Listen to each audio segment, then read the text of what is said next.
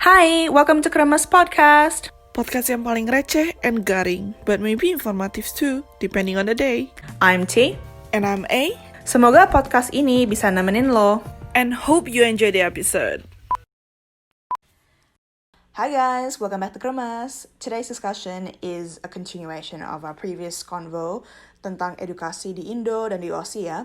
So this is part 3, if you will, of I don't know how many parts in our education series. We've covered some topics and you guys suggested some other stuff, but in education part 1, we talk about school. Part 2, we talk about Aussie higher education. And if you haven't listened to both, check it out on the links in our bios. Make sure you listen to those before you listen to this one, because we do kind of touch base with what we've previously discussed here. Let us know what other aspects you'd also like us to cover surrounding education, amongst other things, and we'll definitely add more parts to this theme as we go. So this time around, we'd like to talk about the in-between, the bit between school and higher education. And for most people, that's uni, and essentially how to get in. Jadi kali ini kita akan bahas lebih tentang phase lulus sekolah dan transisi ke TAFE, kuliah, dan lain-lainnya. Also, we'll share some insights on getting into an Australian uni. Iya, benar banget. Jadi kita tahu rata-rata banyak banget yang pengen sekolah untuk university di Aussie kan ya. Jadi tapi banyak juga yang bingung prosesnya gimana, atau misalnya kayak mendingan pindah waktu kelas 11-12 aja nggak sih? Atau misalnya atau mendingan lulusin dulu di Indo baru pindah ke Australia. Jadi kita bakal bahas proses-proses dari Australia ke Australian school to Australian uni, but also kita bakal bahas juga dari Indonesian school to Australian uni ya. Jadi ini untuk kayak hopefully can give you guys some information, kayak kasih gambaran dikit untuk mana lebih baik, apa yang pengen kalian ambil. Kalau misalnya kalian mikir lebih gampangan lulus dulu di Indo misalnya, atau misalnya kalian mikir sebenarnya enak juga kalau misalnya ngambil kelas 11-12 dulu di Australia gitu. Again, ini semua dari pengalaman kita pribadi. Jadi mungkin juga kita bakal miss some things karena contoh misalnya kan karena gue dari Western Australia ya, dari WA, itu tuh different states have different program, different agent, different body of education that they apply to.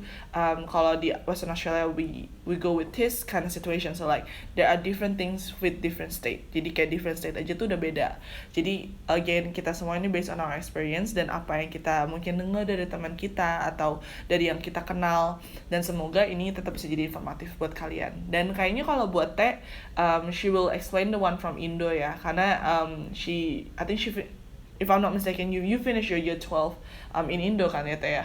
Yeah, but before I go into that, just wanted to add, while it's definitely true that different states in Australia have different kind of like, schooling systems, I'm assuming that A will talk about this further later on, but all the high school kind of final grade kind of adds up to just like one Australia-wide academic ranking. So regardless of whichever state you go to in Australia, you will kind of get one streamlined grade, which you can apply for unis Australia-wide. But for me, I finished high school di Jakarta. I guess in a way, I have a perspective of being an international a candidate with international qualifications applying to a uni in Australia. I did come from the IB though, so I didn't do ujian nasional di Jakarta. So I guess that's a different perspective. For me, the IB, which is a little bit more streamlined now, but I guess back then it was also still quite a foreign qualification. There's different versions, perspectives, and experience to this whole concept, so we're only covering a small portion, but we still hope this advice helps you guys. Okay guys, jadi from previous part of the episode series, we already covered between uni, the differences between uni, college, and TAFE, right?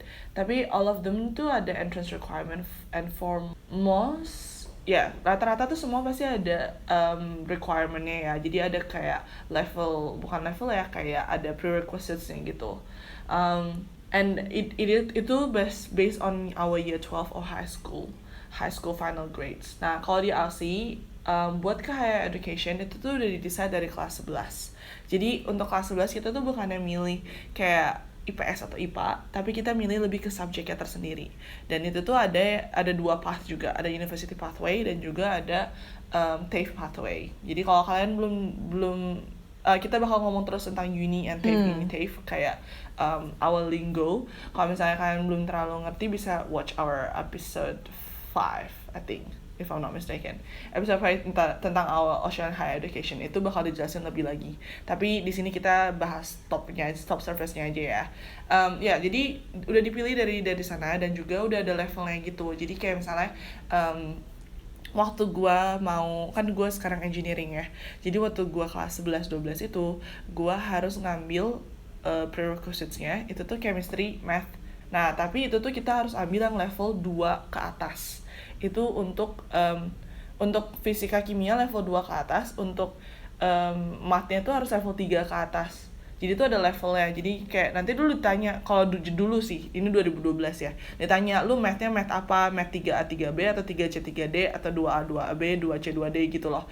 Nah, nanti itu tuh bakal jadi kayak ada prerequisite levelnya. Nah, dari situ itu kan udah 4 subjek ya. Gue tuh cuma perlu ambil 6 subjek in total selama gue kelas 11 dan kelas 12.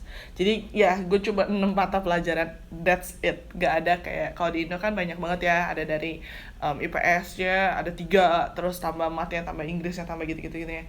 Gue enggak sih, gue cuma perlu 4 itu sama English itu udah pasti.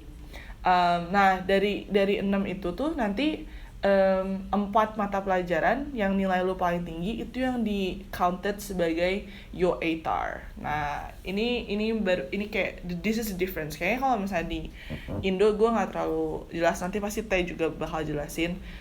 Tapi ATAR tuh lebih kayak gimana ya, kayak ranking, tapi rankingnya satu Australia. Jadi even though setiap states punya berbeda dengan punya berbeda steps atau berbeda cara untuk get in atau beda like department agency, tapi kalau misalnya ATAR itu tuh semua tuh sama. Jadi kayak kita semua bakal di rank se-Australia, kamu tuh duduk di mana. Jadi dan ranknya itu tuh kayak kalau kamu misalnya contoh dapat 98 ATAR, berarti kamu tuh lebih baik dari 98% orang di Australia gitu loh. Nah, tapi ini tuh benar-benar pelajaran yang kita harus ambil selama 2 tahun. Jadi kalau misalnya lu udah ngambil fisika tahun kelas 11, kelas 12 pun lu harus ngambil fisika, kayak lanjutin gitu.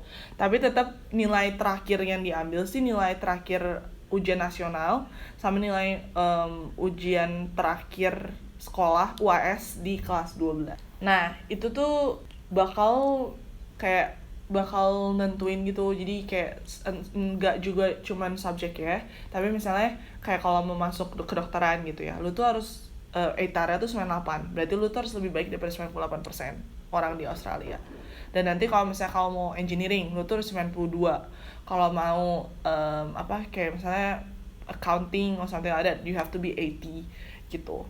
Dan itu semuanya pasti ada kok, tenang aja, itu pasti ada di website kalian, di university website ya pasti ditulis ATAR requirement-nya apa gitu-gitu. Jadi harus kayak dari kelas 11 tuh kita udah harus kayak mulai belajar bener-bener giat gitu, biar nilai kita juga bagus dan juga nilai ujian sekolahnya bagus, dan juga nanti nilai kita punya ujian nasional juga bagus gitu. Kalau Indo gimana ya Teh? Ada nggak sih ranking kayak gitu? Same but different I guess. Again, dari experience gua, pengalaman gua sebagai murid IB ya, which I talk about briefly as well already in the school episode. But IB juga 6 subjek kayak lo, tapi all 6 subject grades are counted to our final grade. So we don't really have like a WACE versus an ATAR. We just have like a pure score, IB score, which is out of 45. But I'm sure ujian nasional and other regional country-based exams differ. But for us, we had that. We per subject we also had like different levels. Jadi kayak what your 3A, 3B, 3C, 3D kind of thing. We had just standard level, higher level, and ab initio level and other things. So it just tergantung jurusan apa yang lo ingin ambil deh gitu for your S1 line uni gitu ya. I guess in a way what you say in terms of like dari kelas 11 lo udah harus kayak start getting the gears on and preparing to get those good grades is something that I can associate with, because for the IB, we don't get WACE. So WACE is the West Australian Certificate of Education. Instead of a certificate, we get a diploma, an IB diploma. The diploma program starts from class 11. So grade 11 and 12, we have to already kind of like, start working really hard. But eventually, I think it's only like, it's majority of the scores from the grade 12 exam go into the diploma and the final score.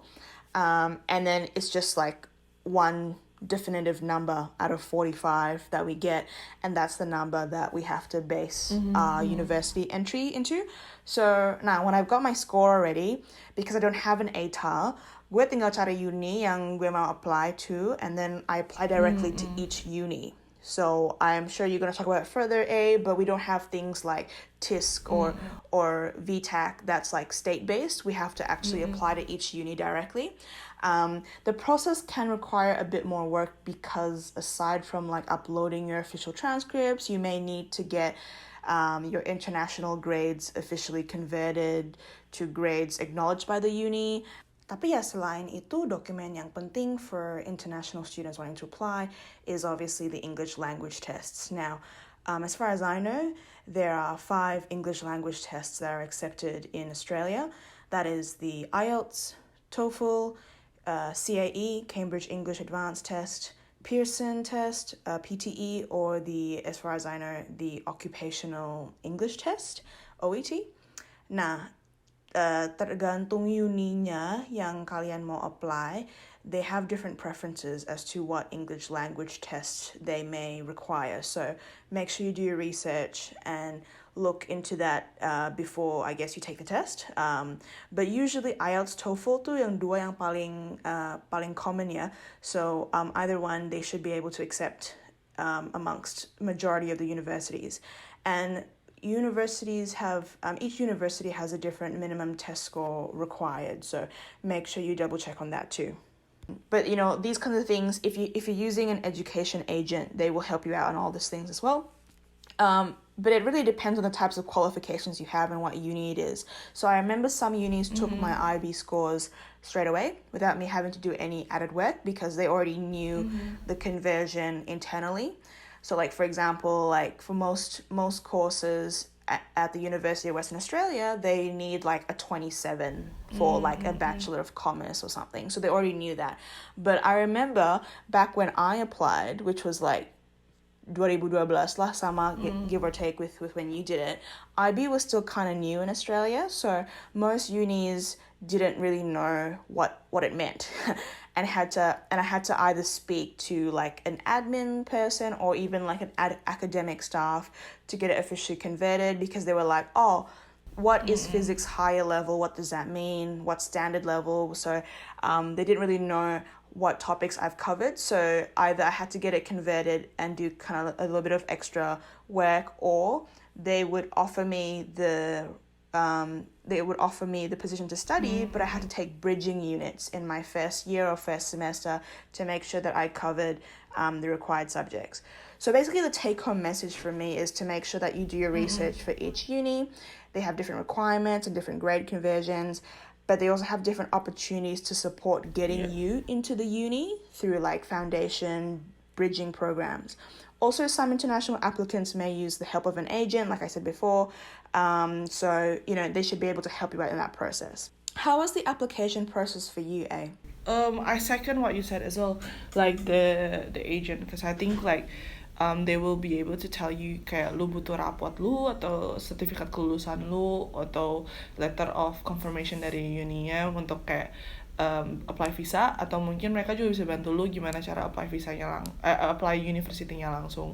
Tapi setahu gue sih ya like what you said ya, kalau misalnya international school yang gak dari IB pun misalnya national, they will apply to the uni straight away, right? Tapi kalau gue sih enggak sih, gue kalau milih kuliahnya itu bukan langsung apply ke uninya. Jadi kalau di Australia itu kita setiap state tuh ada kayak government department educationnya gitu, which is kalau buat WA itu TISC, TISC. Jadi itu sebagai kayak organisasi yang ngebantu semua murid di Western Australia, literally all of us. Jadi what you do, jadi sebelum kita lulus tuh kayak September kalau nggak salah, September kelas 12. Sekarang kan kita kelulusan Desember ya. Jadi sebelum kita lulus, kita tuh boleh masukin 5 preference. Jadi what I mean by preference is, jadi misalnya bakal ada orang dari TAFE yang datang ke sekolah kita untuk kayak give us demonstration gitu, kayak jadi gini loh gimana cara kalian pakai TAFE. Nah nanti misalnya dari pengalaman gue nih, kan gue kan mau masuk engineering. Nah di WA tersendiri pun ada more than one university. Kan ada, we got University of Western Australia, we got Curtin, we got Murdoch, we got ECU, we got Notre Dame, like we got so many university, right? Nah tapi kita this is where the preference come in. Jadi kayak kita milih kamu mau masuk ke kuliah mana gitu loh. Nah misalnya kalau gue kalau di UWA kan kita harus ngambil master sama bachelor kan. Nah itu tuh ada pilihannya lagi, assured pathway namanya. Jadi itu lu digarantiin tempat untuk di master. Jadi lu nggak usah kayak kalau misalnya enggak tuh, misalnya lu harus dapet nilai 75 rata-rata sebelum bisa masuk master gitu. Tapi kalau udah assured pathway, lu cuma dapet 65 pun bisa masuk master, kayak gitu ceritanya. Nah di antara itu semua, different preference pasti ada different required ATAR ya kan, yang tadi gue bilang tentang ranking itu. Jadi misalnya waktu kemarin gue buat dapetin assured pathway engineering tuh gue butuh ATAR 92. Tapi kalau untuk masuk Bachelor of Engineering doang di UWA itu cuma perlu 80 T. Jadi itu aja udah beda gitu kan. Curtin cuma perlu 80 juga gitu. Nah itu baru lu masukin. Jadi kalau gue mau kasih tips and tricks ya, ini tips and tricks tambahan aja. Kalau kalian apply to TAFE or you're doing TAFE process right now, put your highest preference as the one that requires the highest ATAR. Jadi yang butuh paling tinggi ATAR-nya, requirement-nya, lu masukin sebagai yang pertama. Kenapa? Karena TAFE tuh work like this. Jadi ketika abis kan udah ya, kita udah submit September nih. Terus Desember kita ujian kan. November, Desember kita ujian akhir nasional sama ujian akhir sekolah. Nah nanti nilainya itu tuh gak datang ke kita sama sekali. Kita tuh gak dapet nilai kita dulu. TAFE dapetin nilai kita dulu. Jadi nilai kita dibawa ke sana. Terus sama mereka tuh langsung dikalkulasikan kayak di Australia kita standnya di mana gitu. Nah nanti kalau misalnya kita dapet nih, misalnya kemarin gue dapet misalnya 93 gitu ya, dia langsung masukin application kita ke preference pertama kita karena masuk dong, bener gak? Tapi kalau misalnya kemarin gue cuma dapet 90, dia tuh langsung masukin ke second preference karena 92 gue udah gak sampai, ngerti gak? Kayak langsung dikerjain sama TAFE-nya sendiri gitu. Yang kita dapat itu tuh nanti Januari kita dapat email tulisannya kayak you got into your first preference atau you got into your second preference, do you wanna accept this gitu loh. Tinggal langsung pakai accept gitu. Jadi kalau misalnya di Aussie sih gitu ya, di Aussie pakainya TAFE.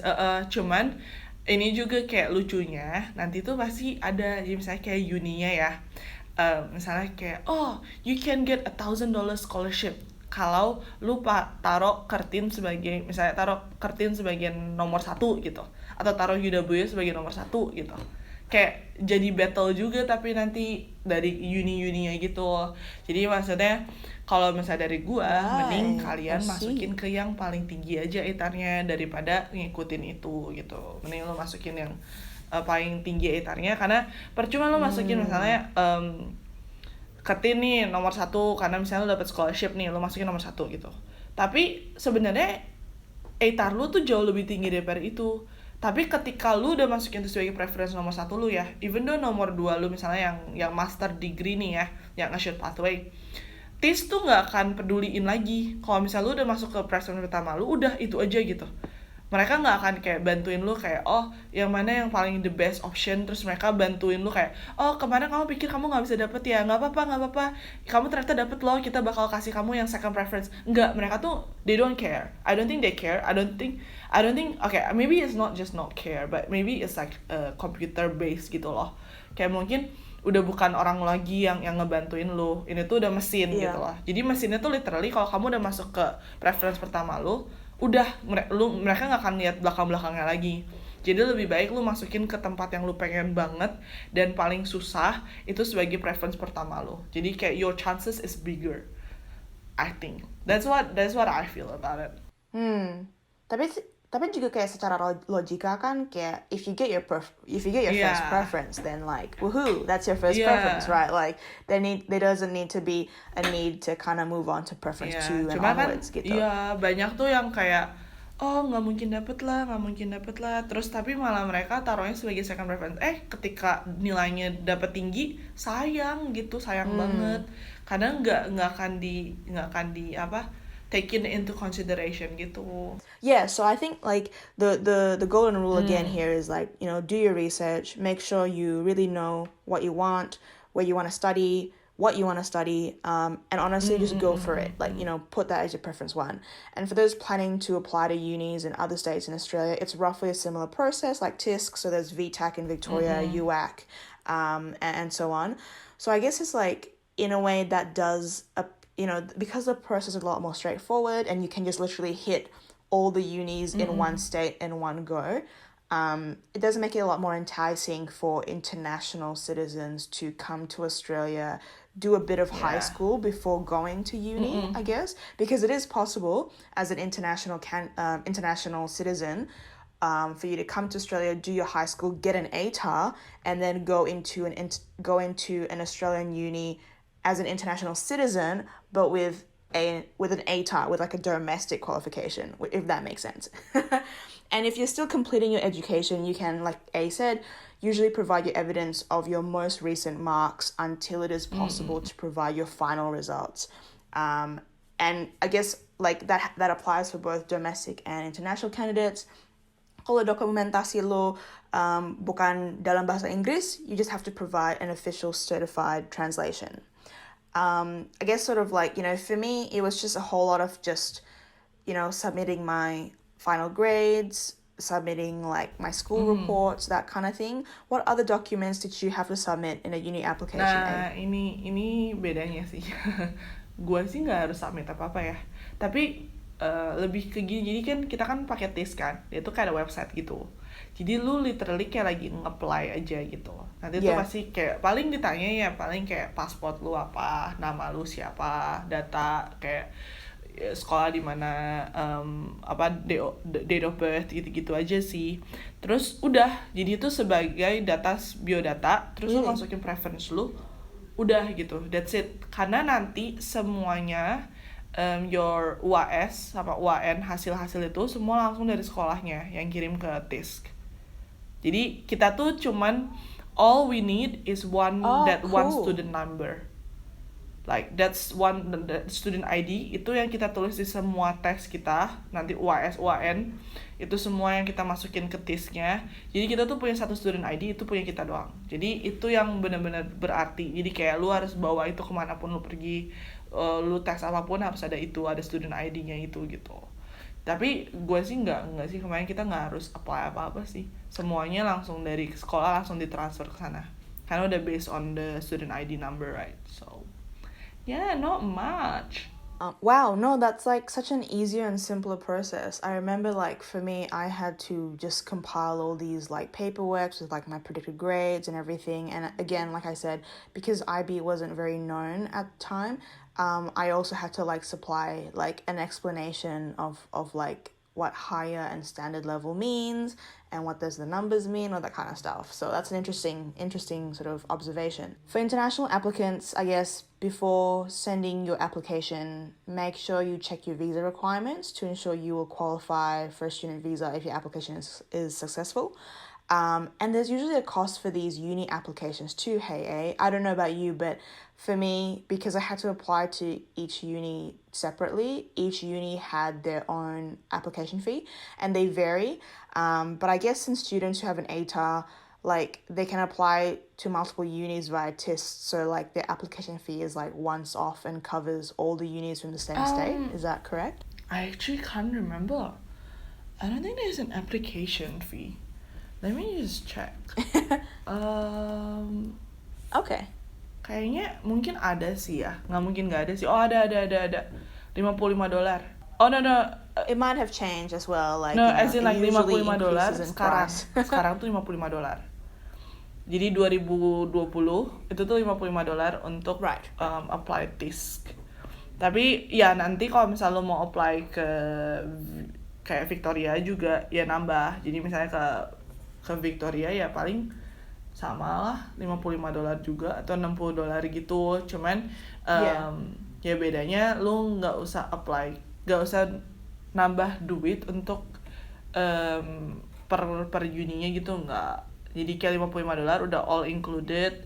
Mungkin juga untuk kayak mereka kan juga harus bayar orang bakal go through your things, you know, like the one that will send you the email and stuff like that gitu. Jadi kayak $55 all inclusive sih.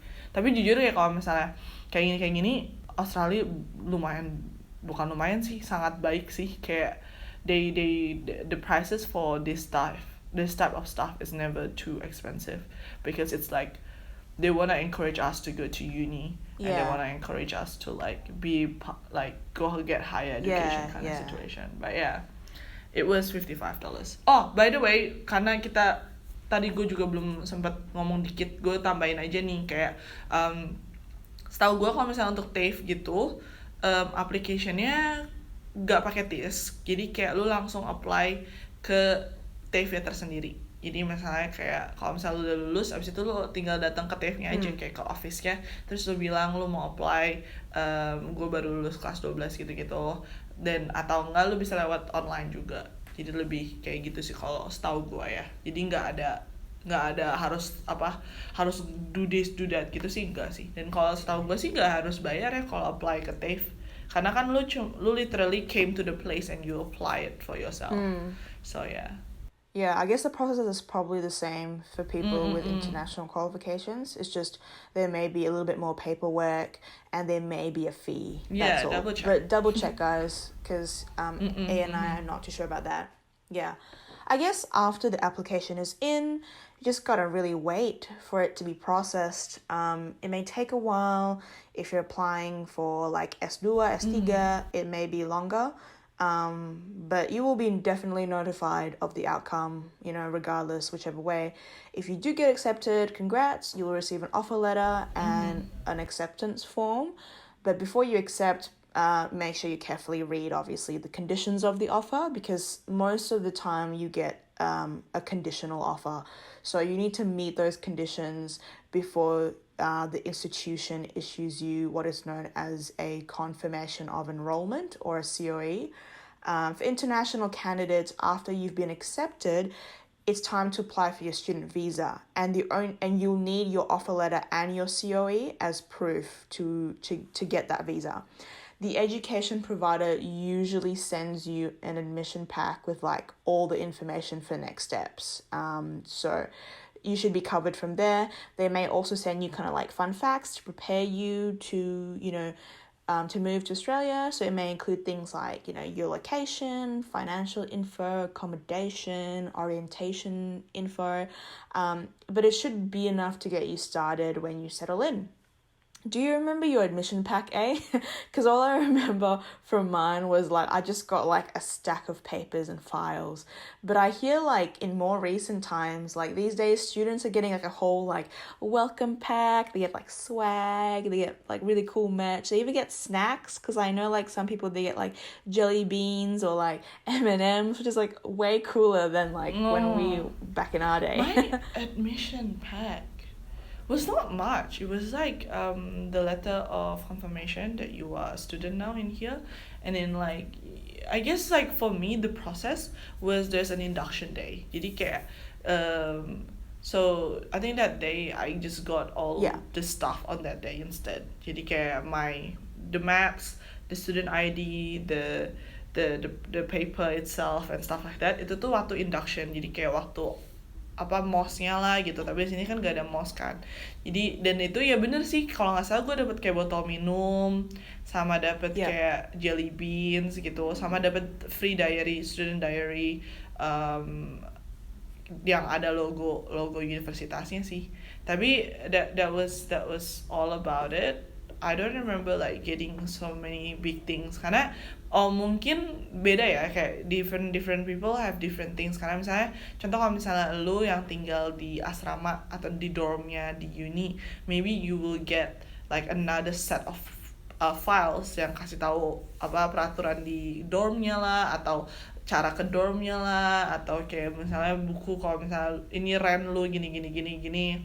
Tapi kan karena gue tinggal sama ortu gitu, jadi kayak my pack is just university pack only, dan itu tuh nggak banyak sih, dan everything is all available on my website. Jadi kayak kita punya website yang kita tinggal login our data, terus kita bisa get everything else. Kita bisa dapat our academic transcript gitu-gitu kan. Jadi that was the thing that we do, but that was like Cool. there's nothing much I think apart from that. But I guess jadi okay guys, jadi itu semua gimana proses untuk masuk ke universitas atau ke higher education di Australia yang kita tahu. Tapi juga gue tahu banyak banget yang selalu nanya, boleh nggak sih kita kerja di Australia kalau lagi working gitu kan, atau nggak kayak bisa nggak sih orang yang udah di sini pun juga pasti nanya kayak sekarang kan udah di uni nih, mau punya duit sendiri dong, mau bisa belanja sendiri dong, segala macam kan. So we touched about it a little bit on our Australian higher education di previous episode, tapi kita cuman kayak surface-nya aja. Jadi kita mau bahas lebih dikit lagi karena we done a little bit more research about the situation. Yang gue tahu sih, yes, you can work in Aussie. Again, I will talk on behalf of domestic, jadi kayak udah PR atau citizen, and Te will talk about international students, right, Te? So for us as domestic students, we can work. We has been taught to work since we're 14. Jadi kayak dari umur 14 kita udah boleh kerja di kayak McDonald, Hungry Jack gitu-gitu. Dan jadi ya kelanjutan aja. Jadi kayak kalau misalnya udah di uni ya tetap aja bisa boleh kerja. Dan jujur sih kalau gue saranin sih kalau mau mulai kerja dari 14-15 karena you are cheaper. Jadi kalau misalnya kita kan di sini ada minimum wage ya, jadi karena kita lebih murah waktu kita umur 14-15, orang tuh lebih gampang hire kita.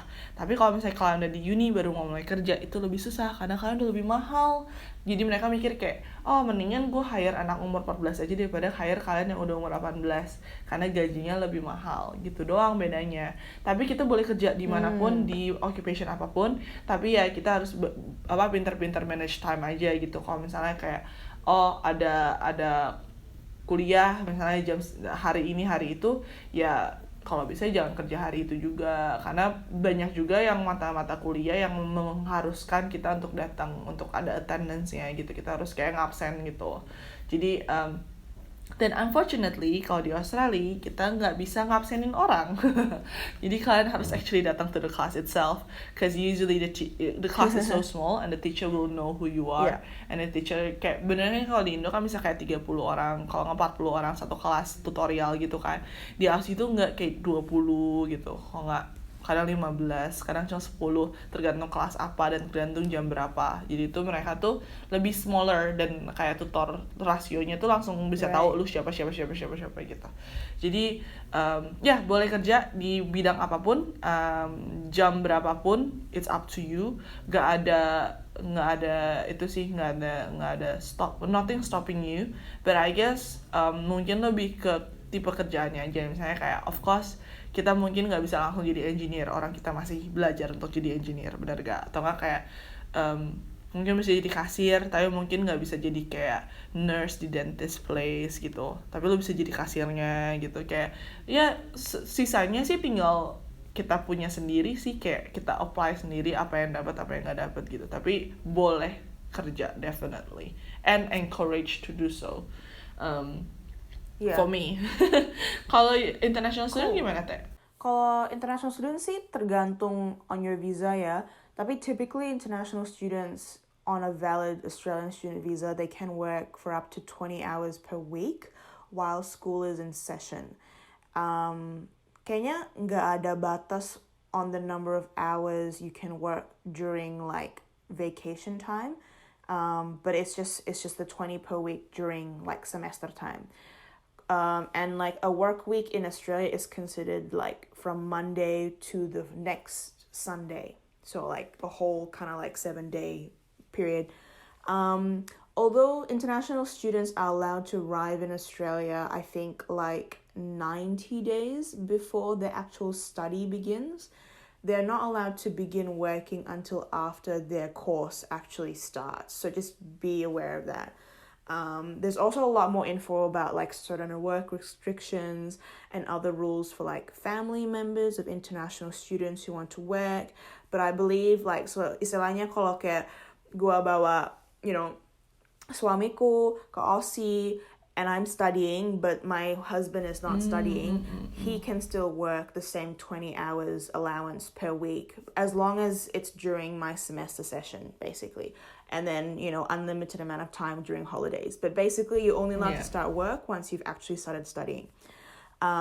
Make sure that you verify all this info with a trusted source, though. So you can use your agent or you can, Google it. There's a lot of info online. Most students manage juggling a part-time casual job on the weekend to get some income. That's probably like the easiest way to sort of like, get good gigs. But yeah, so I think that's pretty much it from my span of knowledge. How about managing household and like livelihood while studying, Like how's your experience been? Karena kan lu juga udah ngobrol sih sedikit tadi kayak when you were studying, you were still living with your parents, right? Was that your experience? Jadi gue sama kuliah itu gue tinggal sama ortu, but also I was working. Jadi like how I said, jadi kan gue udah mulai kerja tuh dari gue umur 14 ya di McDonald gitu kan.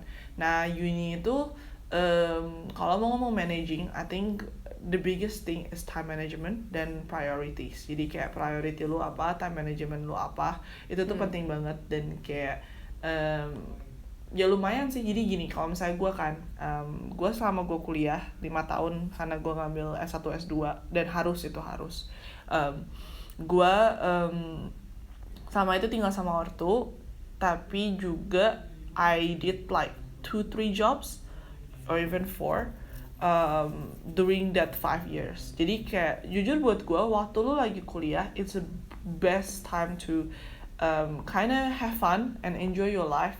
Kayak go out with friends, definitely sleep in, definitely tidur lebih siangan, lu pergi brunch sama teman-teman lu kayak just enjoy your life as a youth kind of situation. Kayak lu bisa just explore Perth, explore Australia, explore where you go to uni. And I do recommend to join like clubs, but be the executive member, because if you're just joining a club, you're not basically doing anything unless you're an executive member.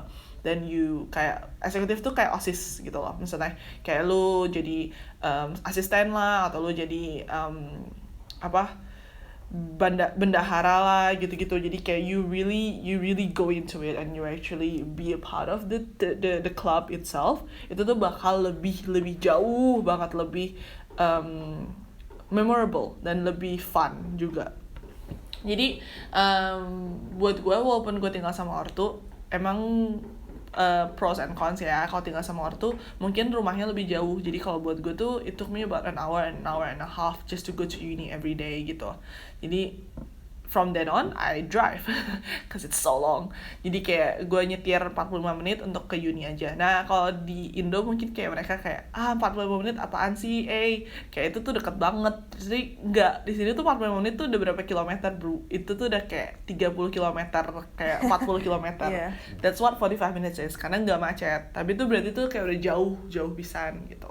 Nah tapi itu dari sisi household ya. Jadi kayak ya gue sih I'm so grateful gue bisa tinggal sama ortu. Jadi kayak gue pergi ke uni, do everything, go home, I can still have a house, still have dinner ready, kayak lebih less time consuming untuk hal-hal kayak dari gue sendiri gitu. Nah tapi at the same time untuk bikin my life more interesting in uni, but also like to get that experience, karena kayak you only gonna go to uni once gitu.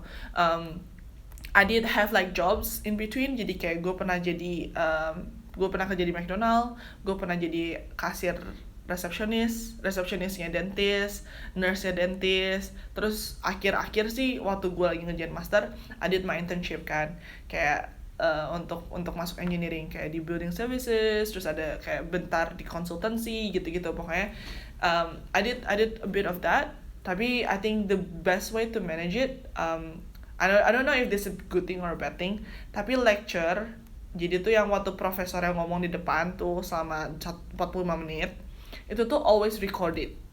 Jadi gue tuh selalu bikin timetable gue, lecture di tutorial yang lu harus show up, lu harus kasih lihat muka lu. Itu tuh di 1 hari atau di 2 hari. Terus sisanya tuh kayak lecture doang nggak apa-apa. Nah, nanti pas lagi lecture itu, gue ngambil shift kerja, pergi ke kerja kantorannya gitu, jadi kayak part time casual gitu. Jadi ya berat sih karena kayak penuh jadinya, kayak hari Senin gue kerja jam 9 sampai jam 5, hari Selasa gue kuliah 9 sampai 5, Rabu kerja lagi, Kamis kuliah lagi, Jumat kerja lagi, kayak gitulah gitu. Cuman itu tapi fun sih, it was really fun. It was maksudnya nggak kececeran, masih bisa fokus sama kuliah tapi juga bisa sambil kerja kan. Dan juga kalau di sini they are really really good, like di sini tuh level of understandingnya tuh I feel like I've been blessed that it's so high. Jadi kayak kalau misalnya waktu gue kerja pun, ketika gue ada exam, gue tinggal bilang, oh sorry ya, gue minggu depan ada exam, gue bakal take a week off gitu. Dan mereka more than happy to like accommodate. They like it makes sense, like karena buat mereka udah nyadar waktu mereka hire lu aja, waktu mereka terima lu untuk kerja, mereka tahu lu tuh masih university student. Jadi mereka pasti tahu kalau misalnya lu tuh masih ada kayak exam atau tes atau harus datang ke sekolah untuk kayak presentasi gitu-gitu tuh mereka udah tahu. Jadi mereka waktu ketika itu kejadian, mereka juga yang kayak oh okay, yeah, that makes sense gitu kan. Tapi apart from that, I was a part of like 2 clubs. Jadi kayak I was part of like one Korean club, but also I was a part of like engineering club gitu. Tapi itu kata gue itu jujur one of the most memorable. Satu sisi gue belajar banyak banget tentang skills biasa, misalnya kayak skills gimana cara ngomong sama orang lewat email, gimana cara calculating budget, gimana cara bikin event gitu-gitu. Itu tuh gue belajar semua dari 2 klub itu. Tapi juga at the same time dari situ gue ketemu banyak banget temen yang sampai sekarang gue masih bisa kayak say hello, atau gue bisa yuk makan yuk gitu-gitu. Jadi itu benar-benar memorable lah, karena kalau misalnya enggak susah ya, kayak lu datang ke uni cuma buat kelas. Kadang juga kalau misalnya lu lagi dengerin profesor lu ngomong, kan juga bukannya bisa ngobrol berdua, kan nggak bisa juga. Tutorial pun lu harus ngerjain kerjaan kelas gitu kan, paling group project doang. Terus udah gitu lu pulang aja gitu. Itu tuh sayang banget karena there's so much more things that you can do in uni, I feel. But that was how I manage my like household life, my livelihood life. And I actually enjoy it. The only thing that I regret is not taking a student exchange program, because it was too expensive. It was too expensive, but if I could, I would have. Like kayak kalau misalnya lo bisa student exchange ke misalnya ke Jepang, Korea, whatever, pergi, like just do it. Karena waktu itu itu terlalu mahal sih buat gue, jadi so I couldn't go. But if I could turn back time, that's what I would do. Kalau lo gimana, Teh? Well, the same thing goes for me in terms of living ya. Jadi kayak pas kuliah sih gue tinggal sama keluarga ya. So it definitely took a load off, like you said. Definitely helped and assisted me in that way. But I know many students who come to Australia either by themselves, with their spouses, or with their families to study. And I guess it really depends on kind of like your situation. But the easiest option is to select a uni dorm, because they are usually very close to campus, if not the closest places to live, close to campus.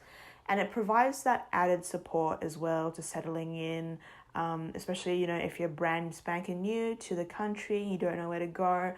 A uni dorm is great because not only do you have fellow students who can help you out, but they also have like dorm staff that can kind of like, guide you along the way. So, but I also know that like there are a few student targeted dorms that are popping up that are not based near a uni campus. They're normally based in like the heart of the city or other notable locations. So that's also another option. Some people just rent a unit or an apartment too, kind of thing. If you get a scholarship, some covers your accommodation or provides a living stipend too. But I guess also like living costs in Australia varies by state. It really depends on your position, but having a weekend job would definitely help you stash some extra cash. Also remember, like, your education institute should have student support resources and staff to help you with anything about the stuff we're talking about here. So like even things like study abroad and clubs, they should be your go-to people for any kind of questions or any advice that you'd like when it comes to settling into Australia, studying, living, financing, all that kind of stuff. And after all, you are paying for like a student services fee, so make the most of it. Well, I guess that's all we have time for at the moment. It's been a really insightful conversation, I guess, sort of like just kind of like, reliving our uni days. But, feel free to sort of send through any further tips or experiences that you have, guys. And let us know what you want to talk about, what you want us to talk about next. Yeah, definitely. Kalau misalnya kalian ada question atau apapun, I'm more than happy for us to answer. Kita benar-benar, like, we really, really want to make this podcast to be informatif juga, nggak cuma hahihi juga. Jadi kalau misalnya kalian punya sesuatu pertanyaan atau apapun like that, just send us an email or even DM us on Instagram. Kita bakal coba untuk kayak kasih tahu kalian atau misalnya bantu kalian apa yang kita bisa lakukan sebanyak yang kita bisa. Tapi ya, as always, tips dari kita aja as from today, just research everything. Cek semuanya dulu, be prepared untuk apa yang bakal datang, karena nanti bakal ngebantu banget. Dan ketika kalian udah dapetin itu, just have fun, do your best at studying, karena jujur aja, like, your parents probably pay so much money for you to be here, for you to have this higher education, so do your best, like, excel as much as you can, then at the same time, but still have fun, because you're never gonna get the time back twice, because I'm still missing my uni days right now. But yeah, thank you for listening. We'll see you next time in the next episode. Bye. Thank you for listening. Jangan lupa like, comment, and subscribe, and share it with your friends. I'd love to hear from you. Please reach out with your comments, stories, and even questions on what we should talk about. See you in the next episode. Bye. Dah.